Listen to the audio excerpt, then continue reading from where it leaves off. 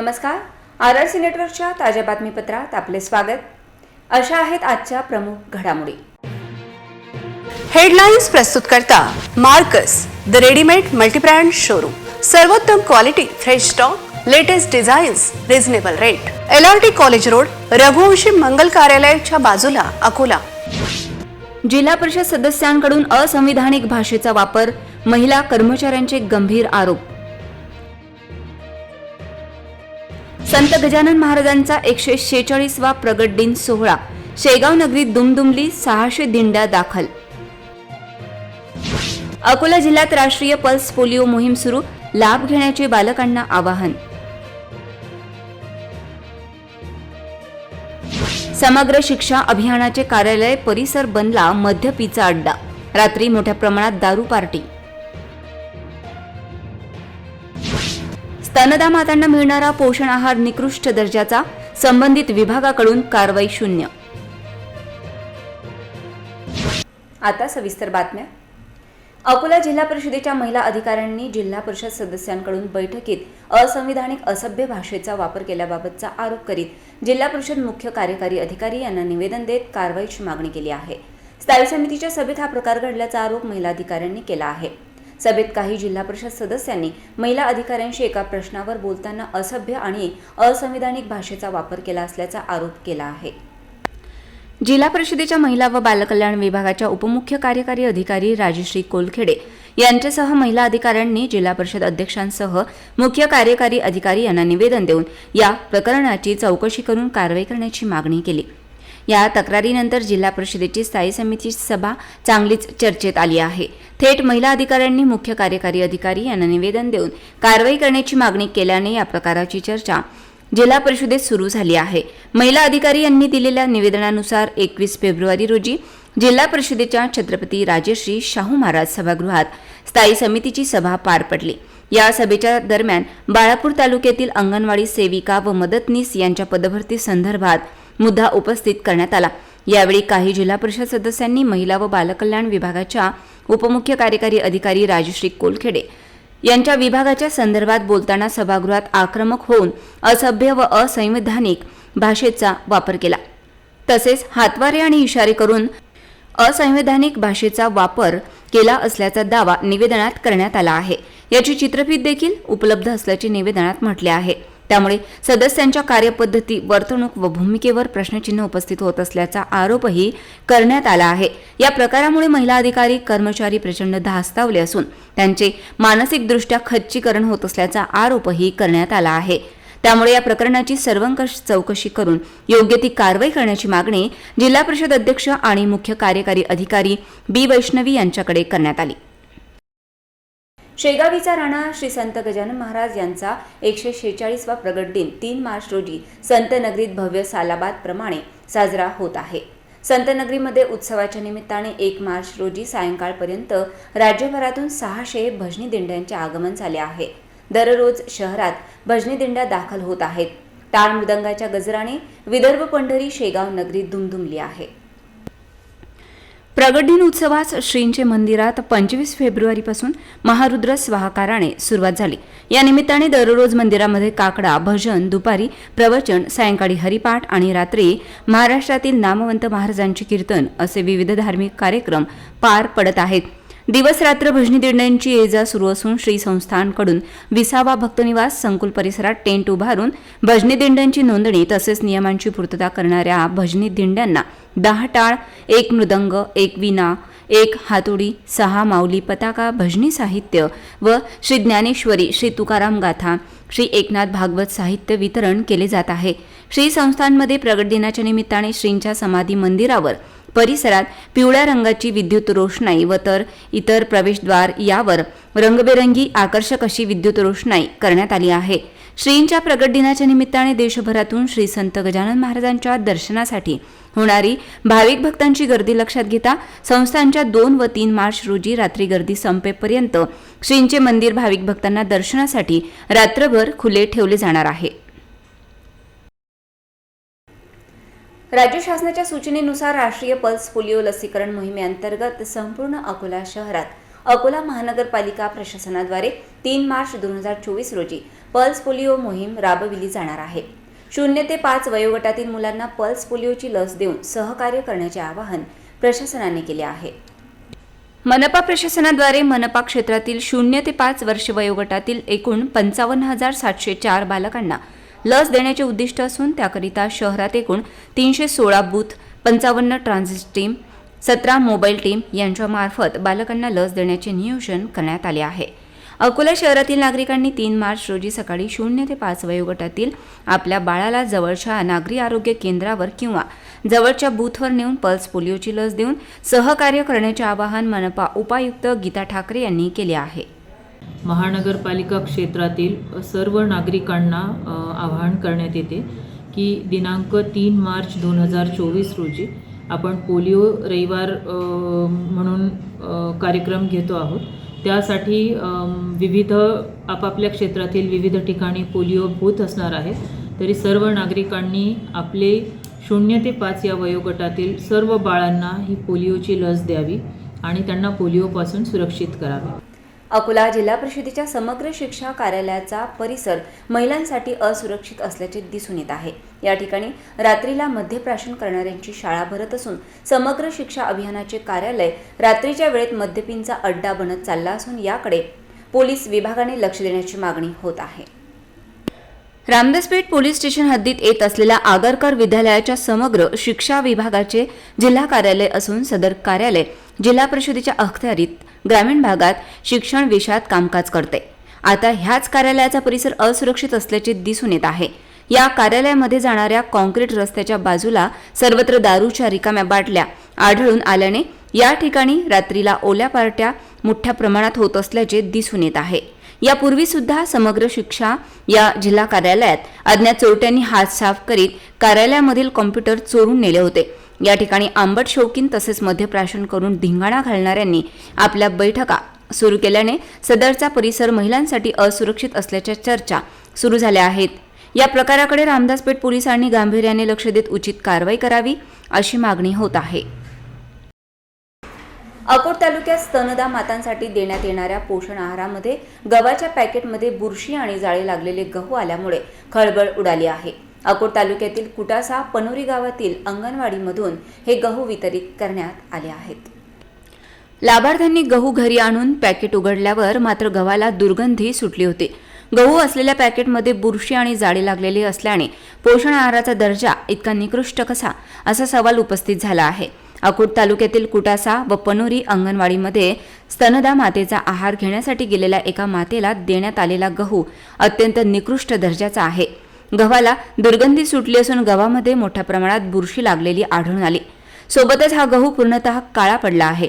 वारंवार पोषण आहाराचे साहित्य हे निकृष्ट दर्जाचे येत असल्याने स्तनदा मातेच्या आरोग्याची काळजी घेण्यासाठी देण्यात आलेल्या निकृष्ट आहारावर आता प्रश्नचिन्ह उपस्थित झाले आहे. यशस्वी बहुउद्देशीय शिक्षण संस्था व अकोला मिक्स क्लासेस यांच्या संयुक्त विद्यमाने 28 फेब्रुवारी रोजी राष्ट्रीय विज्ञान दिन मोठ्या उत्साहात साजरा करण्यात आला.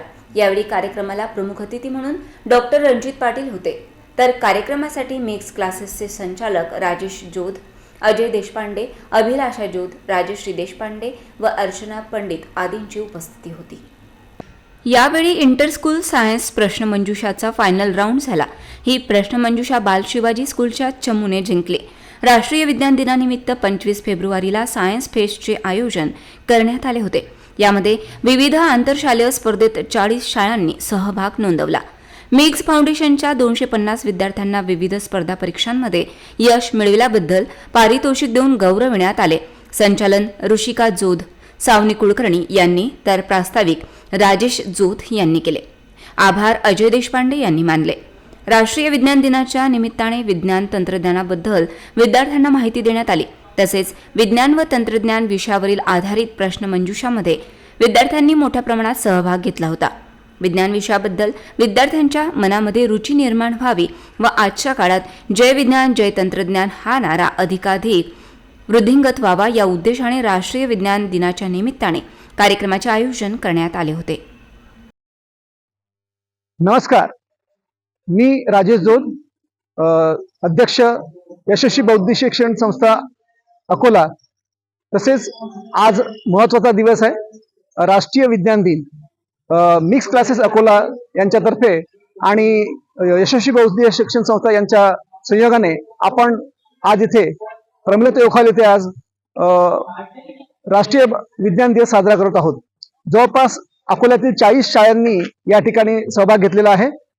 हा कार्यक्रम आमचा दिनांक 25 फेब्रुवारी पासून चालू आहे. हा 3 दिवस चालणारा सोहळा, त्याचा आज बक्षीस वितरणाचा कार्यक्रम संध्याकाळी 7 वाजता या ठिकाणी होणार आहेत. प्रमुख पाहुणे म्हणून माननीय डॉक्टर रणजितजी पाटील या ठिकाणी उपस्थित राहतील. भरपूर विद्यार्थ्यांनी परिश्रम केलेले आहेत. जवळपास 10-15 दिवसापासून विद्यार्थी हे परिश्रम करत आहेत. वेगवेगळ्या शाळेतील शिक्षक, प्राचार्य आणि विद्यार्थी यांचा मी फार आभारी आहे की ज्यांनी या स्पर्धेसाठी विद्यार्थ्यांना या ठिकाणी आमंत्रित केलं. धन्यवाद. जय हिंद.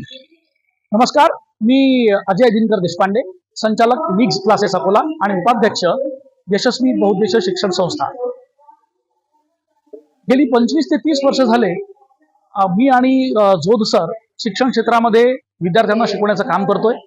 आणि आमच्या मते शिक्षण हे काही फक्त वर्गाच्या आत फिजिक्स, केमिस्ट्री, मॅथ्स, बायोलॉजी, इतिहास, नागरिक, भूगोल असे विषय शिकवून होत नसतं, तर त्यासोबतच विद्यार्थ्यांमध्ये विविध कलागुण सुद्धा जोपासले गेले पाहिजेत. आणि ह्याच सगळ्या गोष्टींचा विचार करून गेल्या कित्येक वर्षांपासून आमच्या यशस्वी बौद्धिक शिक्षण संस्थेतर्फे आणि मिक्स क्लासेसतर्फे आम्ही राष्ट्रीय विज्ञान दिन हा साजरा करत असतो. यामध्ये आमच्याच क्लासचे विद्यार्थी 8वी, 9वी, 10वी आणि 11वीचे विद्यार्थी मिळूनच हा पूर्ण इव्हेंट साजरा करत असतात. यामध्ये 25 फेब्रुवारी रोजी सायन्स फेस्ट आम्ही घेतली. या सायन्स फेस्टमध्ये विविध स्पर्धा घेण्यात आल्या. विद्यार्थ्यांच्या पालकांकरिता सुद्धा एक पैठणी जिंकण्याची स्पर्धा आम्ही ठेवलेली होती. त्यासोबतच पोस्टर प्रेझेंटेशन, त्याच्यानंतर व्हिडिओ फिल्म मेकिंग, AI ला जो काही आजकालचा एक हॉट टॉपिक सुरू आहे आर्टिफिशियल इंटेलिजन्स, त्याच्यावरती फिल्म मेकिंगचा एक आम्ही इव्हेंट ठेवलेला होता. आणि आनंद मेळावा पण होता. विद्यार्थ्यांना थोडंसं त्याचंही ज्ञान मिळायला हवं, मेहनत करण्याचं, त्याच्याबद्दल त्यांना माहिती व्हावी म्हणून तो पण इव्हेंट आम्ही ठेवलेला होता. आणि वर्षभर झालेल्या आमच्या मिक्स क्लासेसमध्ये विविध स्पर्धा, विविध परीक्षांमध्ये जे विद्यार्थी नैपुण्य मिळवितात त्या सगळ्यांचा अॅन्युअल प्राइज डिस्ट्रीब्युशन सोहळा सुद्धा प्रमिलाताई ओखाल येथे साजरा होत आहे. आजच्या कार्यक्रमाला आपल्या महाराष्ट्राचे माजी गृहराज्यमंत्री डॉक्टर रणजित पाटील सर आम्हाला उपलब्ध झालेले होते. त्याबद्दल आम्ही त्यांचे खूप खूप आभार मानतो. आणि हा सर्व इव्हेंट साजरा करण्याकरिता मिक्स क्लासेसच्या फाउंडेशन बॅचेसच्या अर्चना पंडित मॅडम आणि त्यांच्या सर्व टीमनी भरपूर मदत केली. आणि तसेच सर्व शिक्षक वृंद व शिक्षकेतर वृंदांनी यामध्ये भरपूर मेहनत घेऊन या कार्यक्रमाची अतिशय चांगली अशी काळजी घेतली. त्याबद्दल मी त्या सर्वांचे आभार मानतो. धन्यवाद. संत गजानन महाराज यांचा प्रगट दिन संत नगरीत मोठ्या प्रमाणात साजरा होत असून यासाठी गजानन महाराजांचा जयघोष करीत अकोल्यातील हजारो भाविक पायी वारी मार्गाने शनिवारी संध्याकाळी शेगावकडे रवाना झाले. वारकऱ्यांसाठी प्रवासादरम्यान ठिकठिकाणी चहा नाश्त्याची व्यवस्था नागरिकांनी केली आहे. संतनगरी शेगावात गजानन महाराजांचा प्रगट दिन उत्सव मोठ्या उत्साहात साजरा होत असून अकोल्यातील हजारो भाविक या उत्सवासाठी शेगाव येथे 1 दिवस आधीपासूनच जातात. काही भाविक हे प्रगट दिनाच्या दिवशी पहाटेच गजानन महाराजांच्या मंदिरात दर्शनासाठी रांग लावतात. यामुळे शेगावला जत्रेचे स्वरूप प्राप्त झाले आहे. अकोल्यातील भाविक गायगाव मार्गे पायदळवारी मार्गावरून मोठ्या संख्येने पायी शेगावसाठी जात असून या रस्त्यावर काही नागरिक तथा सामाजिक संस्था वारकऱ्यांसाठी चहा नाश्ता तसेच पाण्याचीही व्यवस्था करतात. अनेक ठिकाणी वारकऱ्यांसाठी औषधांची व्यवस्था करण्यात आली आहे.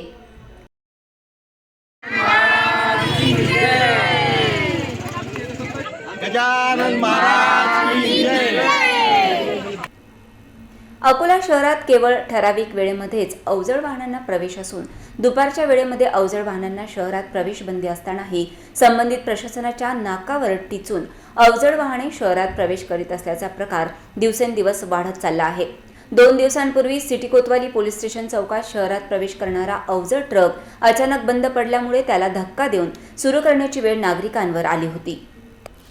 अवजड वाहनांना प्रवेश बंदी असतानाही शहरात अवजड वाहनांची वाहतूक हा मुद्दा ऐरणीवर आला आहे. शहरात जड वाहनांना प्रवेशबंदीबाबत विविध ठिकाणी फलक लावण्यात आले असून या आदेशाची अंमलबजावणी मात्र थंड बस्त्यात असल्यामुळे शहरात दुपारच्या वेळेतही जड वाहने प्रवेश करीत असल्यामुळे एखादी अनुचित घटना घडल्यास याला जबाबदार कोण असा प्रश्न आता उपस्थित होत आहे. 2 दिवसांपूर्वी शहरातील मध्यवर्ती भाग असलेल्या सिटी कोतवाली पोलीस स्टेशनच्या चौकात अवजड वाहतूक करणारा ट्रक रस्त्याच्या मधोमध बंद पडल्याने त्याला नागरिक व पोलिसांच्या सहकार्याने रस्त्याच्या कडेला घेण्यात आले. मात्र या निमित्ताने शहरात प्रवेशबंदी असतानाही अवजड वाहनांची वाहतूक होत असल्याबाबतचे चित्र समोर येत असून याबाबत पोलीस विभागाकडून कारवाई करण्याची गरज व्यक्त केली जात आहे. शहरातील प्रमुख मार्गावरही दररोज ओव्हरलोड वाहनांची वाहतूक बेधडकपणे सुरू आहे. वाहनांवर ओव्हरलोड माल भरून त्यावर काही मजूर बसून प्रवास करीत असल्याचे चित्र धोकादायक असून ओव्हरलोड वाहतूक होत असताना मात्र पोलिसांकडून कारवाई शून्य आहे. तत्कालीन पोलीस अधीक्षक संदीप घुगे यांची बदली झाल्यावर जिल्हा पोलीस अधीक्षक म्हणून बच्चन सिंग यांची नियुक्ती करण्यात आली. तत्कालीन पोलीस अधीक्षक संदीप घुगे यांची बदली होऊन महिना उलटून गेल्यावरही पोलीस अधीक्षक यांच्या शासकीय निवासस्थानाच्या पाटीवर मात्र संदीप घुगे यांचेच नाव होते. त्यामुळे नागरिकांमध्ये संभ्रम व्यक्त होत असल्याबाबतची बातमी दैनिक सिटी न्यूज सुपरफास्टने 22 फेब्रुवारी रोजीच्या अंकात प्रकाशित केली होती. अखेर दैनिक सिटी न्यूज सुपरफास्ट बातमीची दखल घेत तत्कालीन पोलीस अधीक्षकांच्या नावाची शासकीय निवासस्थानावर लागलेली पाटी पोलीस विभागाकडून काढण्यात आली असून लवकरच त्याऐवजी जिल्ह्याचे पोलीस अधीक्षक बच्चन सिंग यांच्या नावाची पाटी लागणार आहे. अशोक वाटिका चौकातील आयकर विभागाच्या कार्यालयात शेजारी मूर्तिजापूर मार्गावर पोलीस अधीक्षकांचे उदय हे शासकीय निवासस्थान असून या शासकीय निवासस्थानाच्या मुख्य प्रवेशद्वारावर दर्शनी भागात लावलेल्या पाटीवर संदीप भ घुगे भारतीय पोलीस सेवा पोलीस अधीक्षक अकोला ही पाटी लावलेली होती. त्यामुळे अकोल्याचे जिल्हा पोलीस अधीक्षक बच्चन सिंग असताना शासकीय निवासस्थान मात्र तत्कालीन पोलीस अधीक्षकांच्या ताब्यात आहे का असा प्रश्न सामान्य नागरिक विचारत होते. मात्र अखेर दैनिक सिटी न्यूज सुपरफास्ट बातमीची दखल घेत तत्कालीन पोलीस अधीक्षकांच्या नावाची पाटी काढण्यात आली असून तिथे लवकरच जिल्हा पोलीस अधीक्षक बच्चन सिंग यांच्या नावाची पाटी लागणार आहे.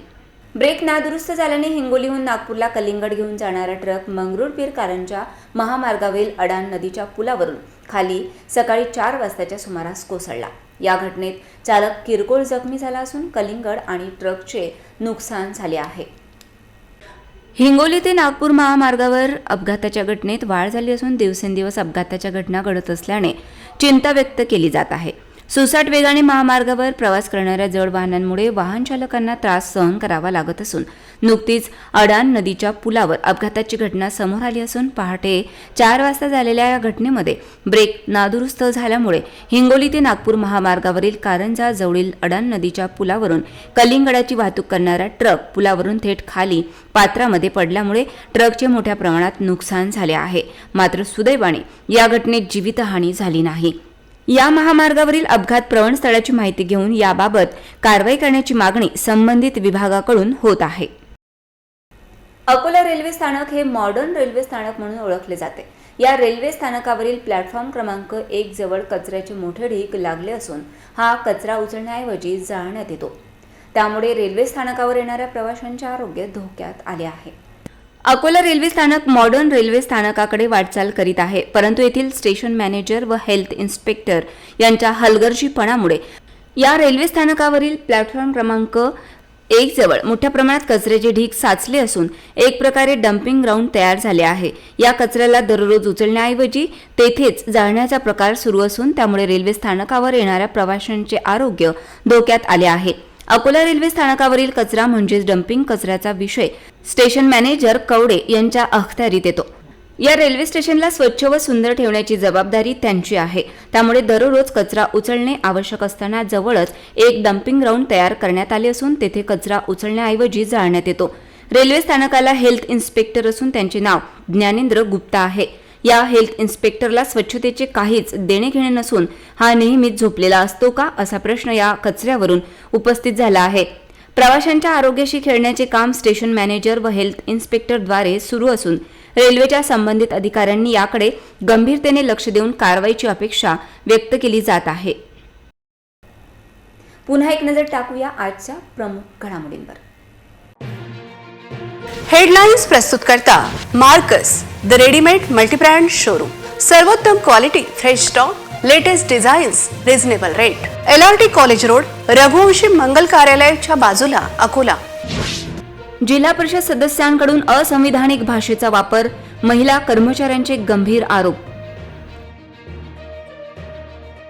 संत गजानन महाराजांचा 146वा प्रगट दिन सोहळा शेगाव नगरीत दुमदुमली 600 दिंड्या दाखल. अकोला जिल्ह्यात राष्ट्रीय पल्स पोलिओ मोहीम सुरू, लाभ घेण्याचे बालकांना आवाहन. समग्र शिक्षा अभियानाचे कार्यालय परिसर बनला मद्यपीचा अड्डा, रात्री मोठ्या प्रमाणात दारू पार्टी. स्तनदा मातांना मिळणारा पोषण आहार निकृष्ट दर्जाचा, संबंधित विभागाकडून कारवाई शून्य. बातम्यांसाठी तुम्ही पाहत रहा RRC न्यूज. यूट्यूब चॅनलवर तुम्ही पण लाईक आणि सबस्क्राईब करा RRC डिजिटल अकोला हे यूट्यूब चॅनल. जगभरात कुठेही पहा RRC डिजिटल अकोला. पुन्हा भेटूया ताज्या बातम्यांसह, नव्या घडामोडींसह, नव्या बातमीपत्रात. तोवर नमस्कार.